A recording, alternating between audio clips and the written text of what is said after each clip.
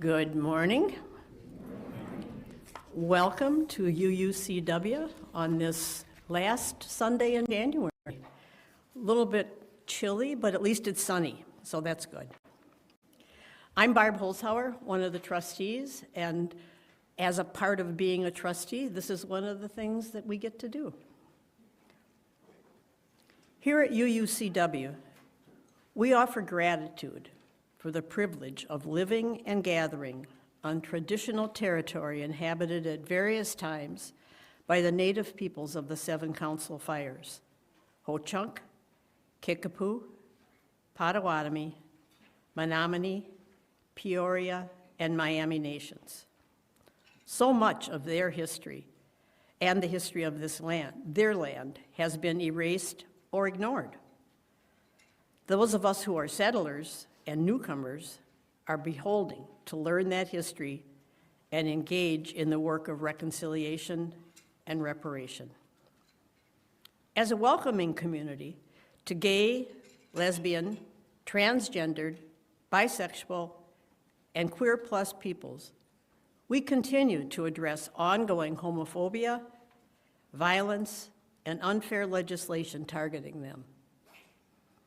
As an anti-racist faith community, we also acknowledge that racism throughout our society continues to lead to the violent deaths and oppression of Jews, Black, and Indigenous peoples, and to other peoples of color.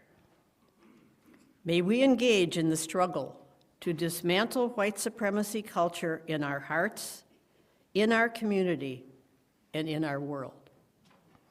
Whoever you are, and from wherever you come, whomever you love, how you want to be called, and your pronouns, all are respected and you are welcome.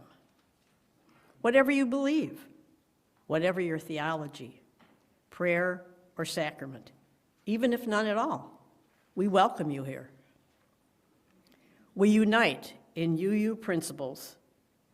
We are a community of communities, spiritual seekers, taking action called on by our work for justice, united in covenant and the spirit of love. We welcome all of you.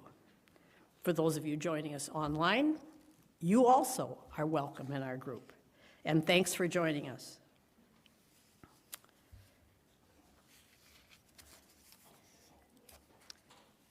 Few housekeeping items. If you're a newcomer here, you should have gotten one of these blue sheets as you entered, and you're welcome to fill that out and make your presence known. Or afterwards, we have a newcomer table, and we would love to talk to you. You can also use the other side of this blue slip if you have a joy or concern that you'd like to submit. Today is a regular day in terms of RE. That means the nursery is open. There'll be K4 through 8th grade classes after the story, and the high school group will meet starting at 11:30.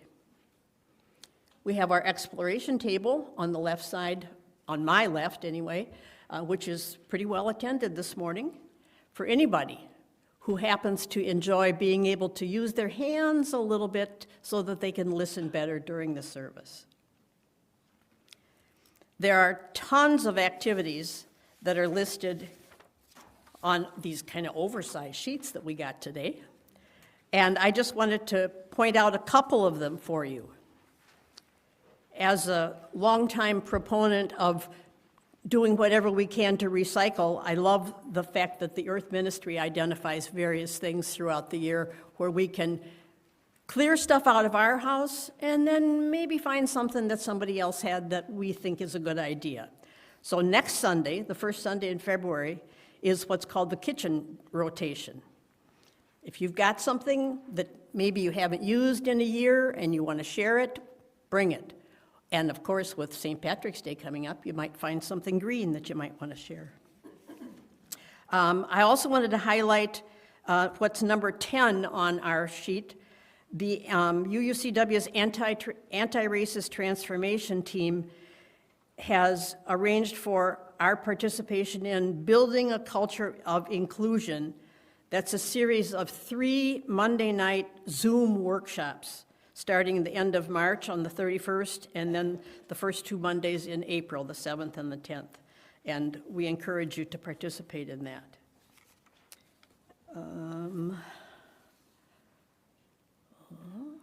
I think that's all. I hope I haven't missed something. So, at this point, we have our call to worship.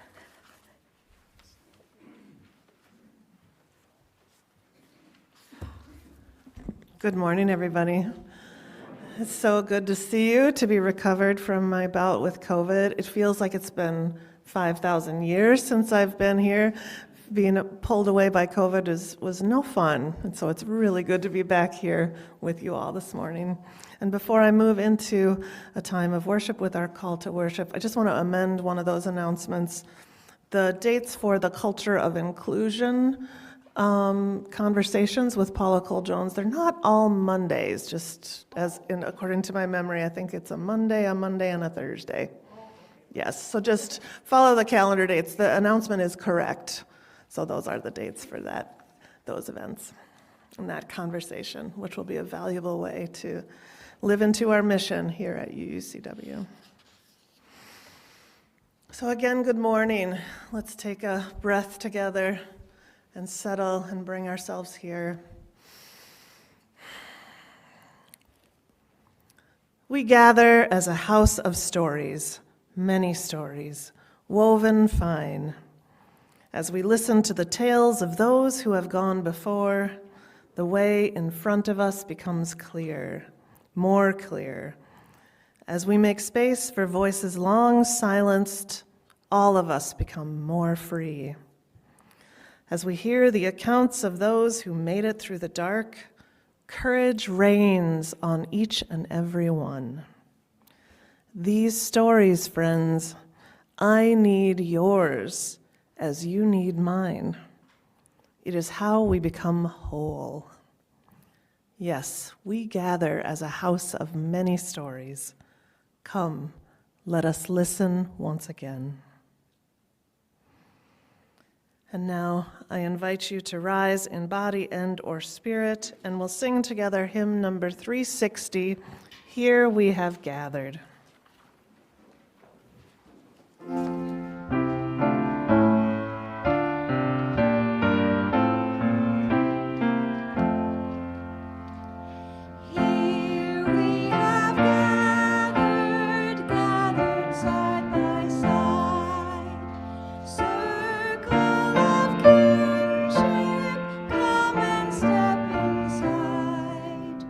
May all who seek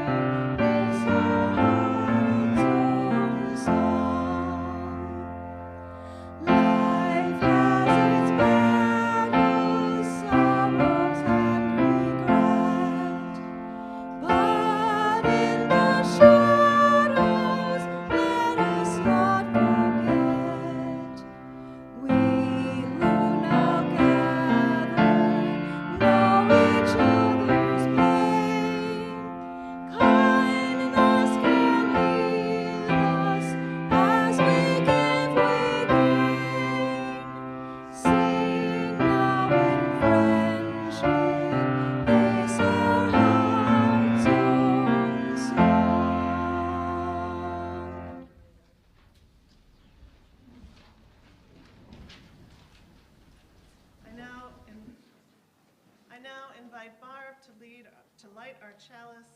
One second. Hello. I now invite Barb to light our chalice as we together speak our chalice lighting words, which are printed in your order of service.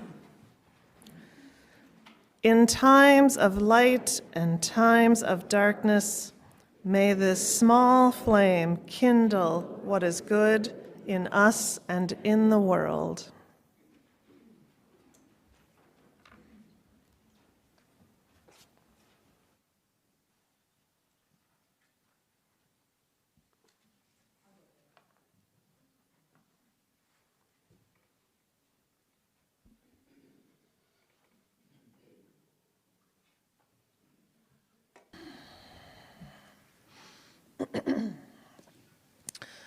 We enter now a time for sharing of joys and sorrows that touch our individual lives. One way we express through ritual the many ways that we care for one another in this community. In a moment, you'll be invited to come to the mic to share aloud. If you have something you'd rather not share aloud, you can use the QR code on the order of service or the share side of the blue slip to put something in writing. Please know that at any time during the week, you are welcome to use the link in the e-news to let us know if something is on your heart. Also, please know that what you share this morning is only for the ears of those gathered now. It will not be in the posted video of the service or shared in our e-news. So again, in a moment, we can start to gather. Come to the mic to speak if you choose to, or you can raise your hand and an usher will bring you a mic. I will light a candle for you, and after each sharing, I invite you to all respond with me, "We hold you in love." You can form a line to the side, to either side, as you like.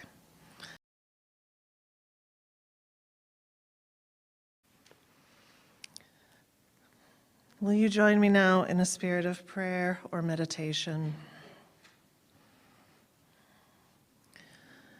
Spirit of life, source of love, great divine mystery that goes by many names and is beyond all naming.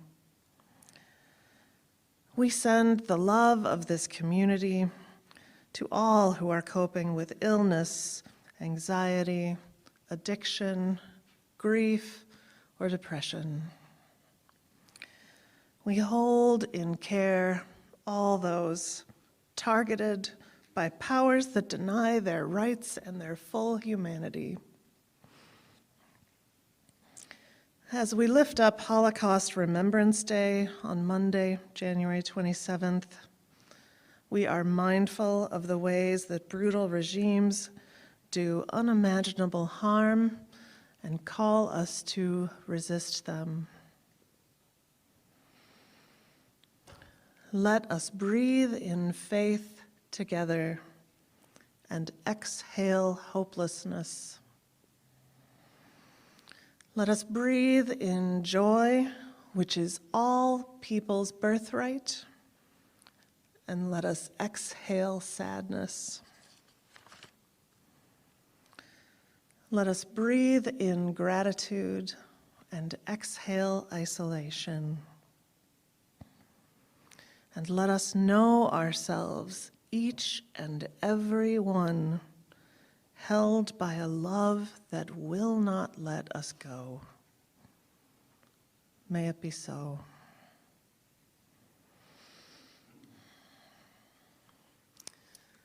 Now please remain seated and we'll sing together, "Come, Come, Whoever You Are." It's number 188 in your hymnal. We'll sing this together in unison 3 times through.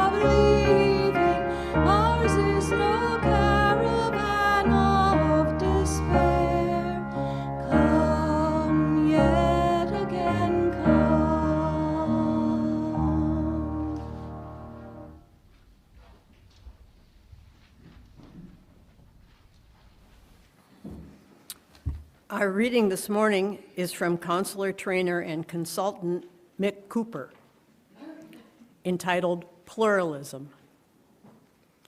Pluralism is a spirit of welcoming, warmth, and care to the other. It's a willingness to engage in dialogue. It's an openness to being wrong and to learning. Pluralism says, how I see things is one way of seeing the world, and I want to value and learn from others. Pluralism isn't easy. It's a constant willingness to self-challenge and to look at where we might be wrong or limited, even with regard to pluralism itself. It requires a capacity to detach ourselves from our agendas, our beliefs, our commitments, and to recognize that there may be other ways. And it also requires us to recognize that we can never wholly achieve that.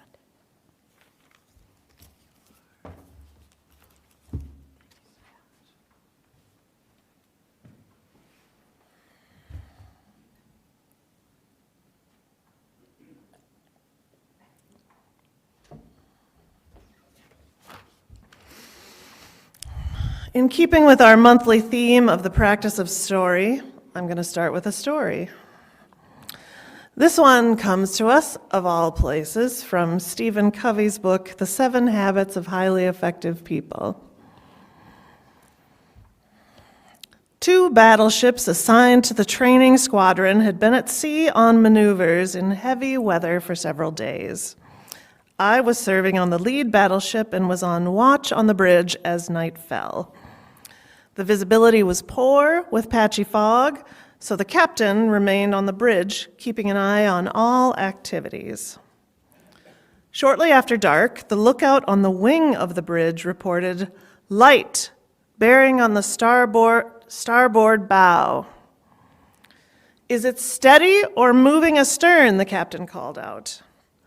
The lookout replied, "Steady, Captain," which meant that we were on a dangerous collision course with that ship. The captain then called to the signalman, "Signal that ship this.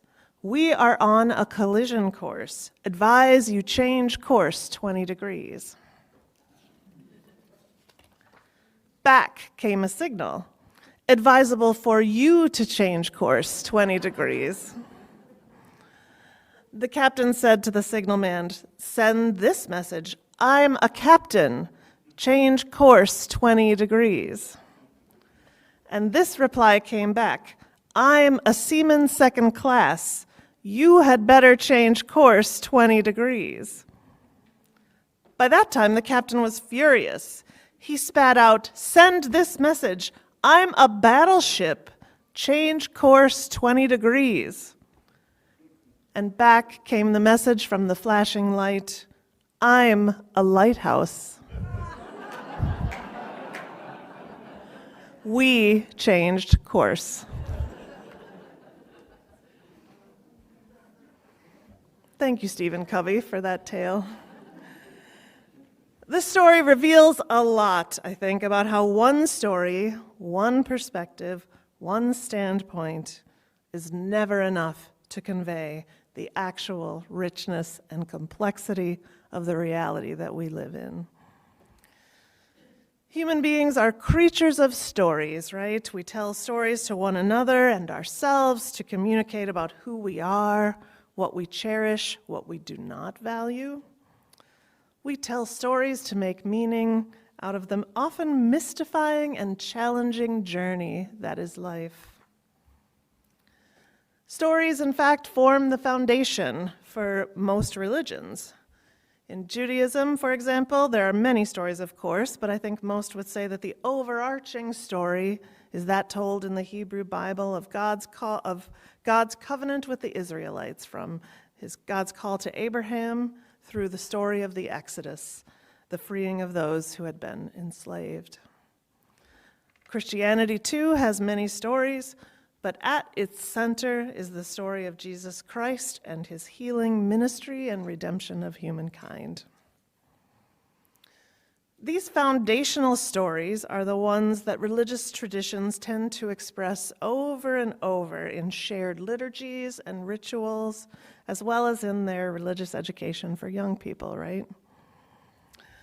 These foundational stories often convey morals and ethical tenets that serve as guides for how we ought to live. In contrast, Unitarian Universalism, at least in my understanding of it, does not have a big overarching shared narrative. In fact, we are not even all that great at remembering our actual documented history, though this church is good at it in its particular history, as Natalie reminded us. Instead, we Unitarian Universalists ground ourselves in values, principles, sources, and statements, with our emphasis on the individual's free and responsible search for truth and meaning, and our rejection of dogma. We eschew formalized narratives as a way of unifying ourselves. We often lean away from stories that are not grounded in fact. Now, to be sure, Unitarian Universalism has a collection of stories, historical stories sometimes told in worship and in religious education. You've got the story of Norbert Čapek's creation of the flower communion ritual during World War II that many of you may be familiar with. And there's poor Michael Servetus receiving the death penalty in the 1500s for the heresy of rejecting a Trinitarian God. And we UUs celebrate and draw from other faiths and their stories often. And of course, many of us claim identities of other faith traditions and thus their stories for ourselves as well. But again, most of these are not used in UU faith communities in consistent fashion. And I'm not here this morning to make a case for which approach to having a big overarching story is the better one. I don't think that's the question. I don't know the answer to that question. But what I do know is that Unitarian Universalism offers something different. It commits to offering a safe harbor for all the stories. All the stories are welcome here. We live in an unfathomably diverse, complex, and interconnected world, a great interdependent web of life. For me, the idea that one story or even one static set of stories would be the only or the main source for truth and meaning, this idea has always felt to me an incomplete one. And one of the first things I noticed when I checked out Unitarian Universalism was that instead of one dominant or central overarching story, we Unitarian Universalists include in our worship and liturgy stories from many, many sources, including a productivity guru this morning, including the teachings of world religions and earth-based traditions. We also include, as a source of religious and spiritual truth, direct experiences of transcending mystery and wonder. By claiming this as a source for religious truth, we are claiming that each individual is a seeker of and a creator of their own religious truth and meaning. This is quite a radical thing that our tradition has developed. This radical approach means we include all the stories human beings have and will have. As for moral and ethical tenets, instead of getting those from a single story and interpretations of that story, Unitarian Universalism offers an ethical framework conveyed explicitly and in a variety of ever-changing texts, stories, and art. A framework that has the capacity for and calls us to include all the stories, even those that are challenging for us. Reverend Gretchen Haley has spoken about the danger of a single story. She writes that stories can keep us stuck in a perpetual cycle of struggle, or they can liberate us into a previously unimagined potential. When we are open to the presence of more than one story, we can choose which of these stories we want to live our lives out of and in response to, close quote. Author Chimamanda Adichie illustrates the danger of a single story as well, as she tells about growing up in Nigeria as an avid and early reader, mostly of British and American children's books. By the time she was 7, she had begun writing stories and drawing illustrations of her own. And as she tells it in her TED Talk, all of her early characters were white and blue-eyed. They played in the snow, they ate apples, and they talked about the weather and how lovely it was that the sun had come out. This, she says, despite the fact that I, quote, despite the fact that I lived in Nigeria, where it never snowed, we ate mangoes, and we never talked about the weather because there was no need to.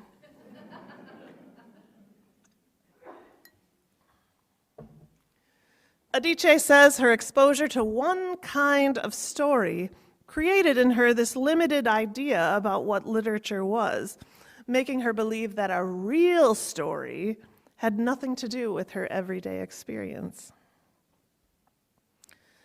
It was only after she learned about and started reading African writers that she had the aha moment, she says, that inspired her to create stories that wove together the fantasy fun of her early reading with her actual real-life experience.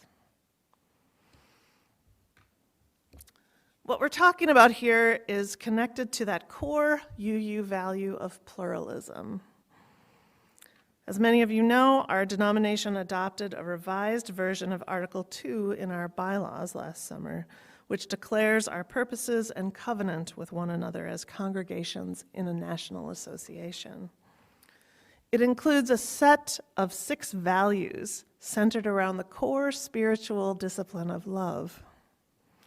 The values are these: generosity, justice, interdependence, equity, transformation, and you guessed it, pluralism. Here's what the text in Article 2 says about pluralism as one of our key values. Quote, "We celebrate that we are all sacred beings, diverse in culture, experience, and theology. We covenant to learn from one another in our free and responsible search for truth and meaning. We embrace our differences and commonalities with love, curiosity, and respect." Love, curiosity, and respect. This means including all kinds of traditions and stories, and seeking out and including previously excluded stories. Our faith tradition is unique in this commitment to pluralism, no? It's the thing I most often find myself explaining to strangers when they find out I'm a minister and ask me about my particular tradition. As Unitarian Universalists, we celebrate that all human beings are sacred beings and that there is no one source of truth and that diversity of belief is to be embraced. We come to this commitment to pluralism through 3 key moves in our theological heritage. A little history, just a splash of history here for you. The first is from our Unitarian heritage, with its understanding of God's oneness, not God as 3 separate entities, and the understanding that part of the universe is that there is a divine spark in all beings. The second theological leg in our pluralism foundation is from our Universalist heritage, which advanced the heretical view in the late 1700s and 1800s in this country that God's love embraces all of us and refuses to separate humankind after death and send some souls to hell. And of course, we exalt love as this great force that unites us and that is our guide for how to be together and in the world. The third leg of this tradition, of this foundation for pluralism, is in our humanist heritage. In the early 20th century, the humanism movement turned to science, reason, and human experience, as well as other world religions, as sources of evolving religious truth. Again, a radical move in this tradition of ours. And in the second half of the 20th century and up to right now, our notion of pluralism has expanded to include all kinds of diversity as we seek to rectify the long-standing exclusion of some voices due to racism, heteropatriarchy, ableism, and other oppressive systems. As Mick Cooper points out in our reading, pluralism is not an easy path for a faith tradition. It requires us to challenge ourselves, to recognize that our particular story is just that, our particular story, not the whole story. And this commitment to including all the stories gives our faith what I think of as a superpower. It makes us uniquely responsive to the realities of our actual lives and to the world as it is and as it is changing. This in turn helps us play a powerful part in building the beloved community of flourishing for all people. The great storyteller Ursula Le Guin puts it this way, quote, "Storytelling and telling multiple kinds of story is dangerous to those who profit from the way things are, because it has the power to show that the way things are is not permanent, not universal, not necessary. We will not," she continues, "we will not know our own injustice if we cannot imagine justice. We will not be free if we do not imagine freedom. We cannot demand that anyone try to attain justice and freedom who has not had a chance to imagine them as attainable."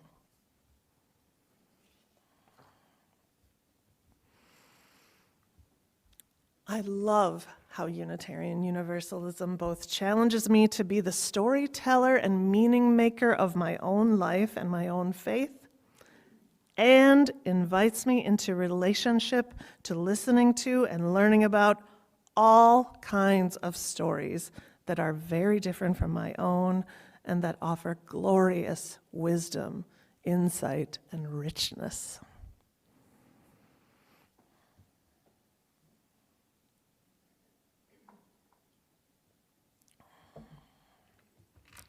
This faith of ours teaches us that the truth is not made up of a single melody sung by one voice.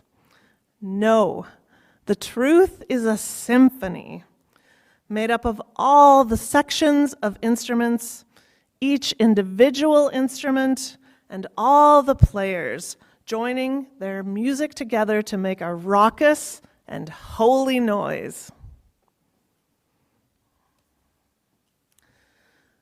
One example of this is how we have gathered up new stories about gender. Most of us once knew, until very recently, only stories that told us about a binary of two genders. And we have come to cherish stories that tell about and explore and share the beautiful diversity of gender identities, transgender identities, and gender expressions that actually exist in the world and have always existed. This is the truth of reality, this exquisitely beautiful diversity, regardless of how any powerful person or government seeks to deny or erase it. In this faith community, we welcome and affirm all the gender stories. and we rise in solidarity with our beloved transgender and gender-expansive siblings.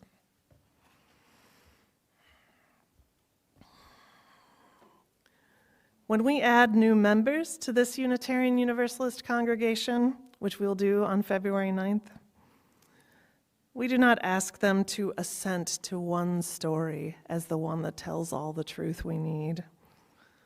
Instead, we invite them to join in our great covenant of values and principles and to include all the stories with us. We welcome each of their particular songs to the beautiful symphony of truth and meaning that we create together as a congregation. May we embrace all the stories of this faith community, including those new to us and previously unheard. May we embrace pluralism and its gifts and its challenges, and may we bring to that project our curiosity, respect, and love. May it be so.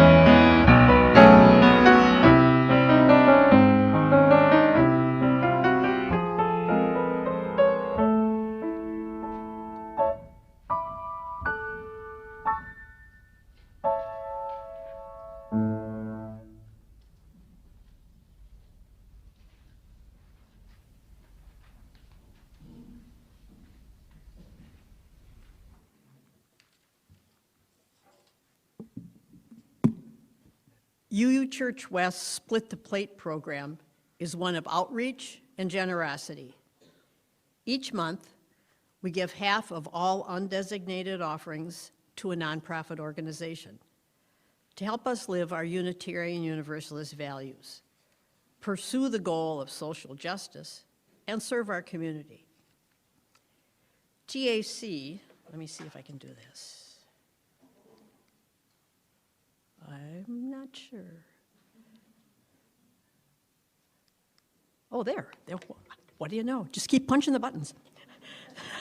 TAC, the Ability Center, has made a commitment to offer recreational facilities to everyone, regardless of their situation.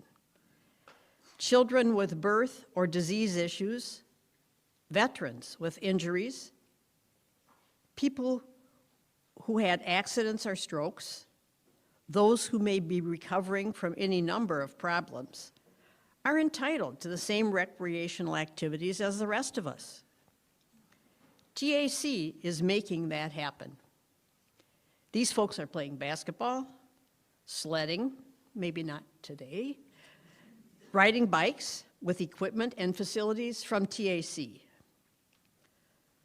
The slogan of one of their spokesmen, who has had major challenges, is unstoppable. And he has a t-shirt. Read his story on their website. The accomplishments of TAC are happening because of collaboration with organizations throughout the metro area and beyond. UUCW is joining an illustrious group of supporters who believe wholeheartedly in what the Ability Center is about. Again, success. You can become part of this donation today, either at the website, select the tab, and then select the Donate tab, and then select Split the Plate, or you can text your donations, or you can snail mail them. In any case, we most sincerely thank you for your support.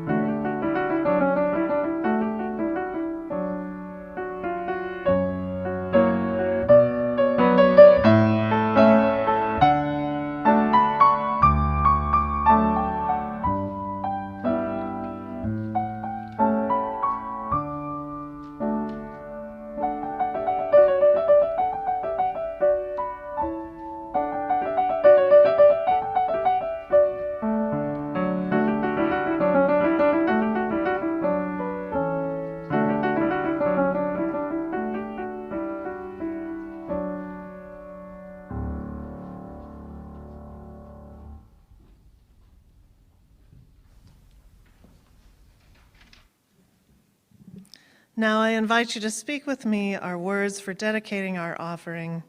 They are printed in your order of service. To the work of this community, which is to ground ourselves in love and joy and to act for inclusion and justice, we dedicate ourselves, and these are offerings. And now let's rise in body and or spirit, and we'll sing together hymn number 323, Break Not the Circle.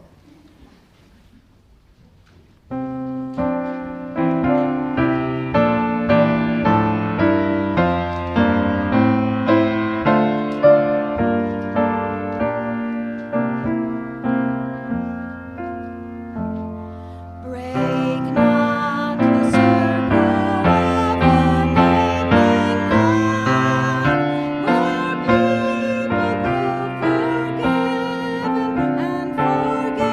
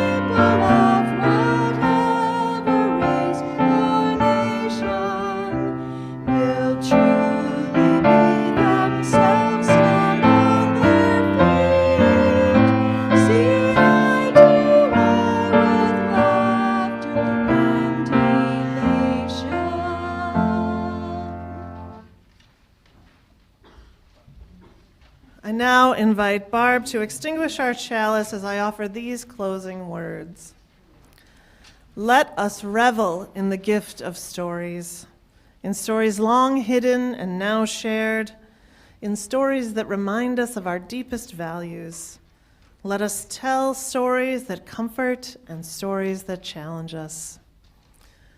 The story of this nation is far from over, friends. Let us hold one another with tenderness and care during this time. Let us gather up all the stories, honoring the inherent worth and dignity of each one.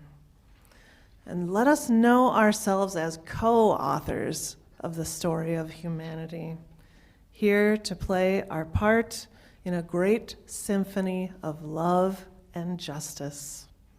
May it be so.